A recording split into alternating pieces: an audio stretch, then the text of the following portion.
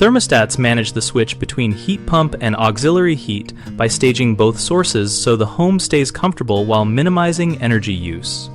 A modern thermostat senses the indoor temperature and the outdoor temperature or heat pump performance and decides when to call for auxiliary heat, which is usually electric resistance or a fossil fuel furnace.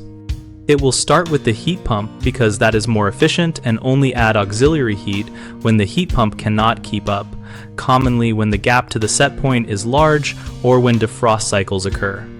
Many thermostats use a configurable differential or balance point to determine when to engage the auxiliary source, so set that balance point based on your local climate and your system capacity.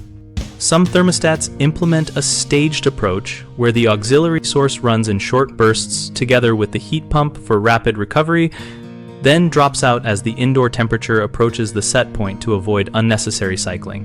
For best performance, ensure the thermostat is configured for your specific heating equipment type and capacity, and place the thermostat away from drafts and direct sunlight so it measures representative conditions. Also, schedule regular maintenance on the heat pump so it maintains rated capacity and the thermostat logic can rely on expected performance.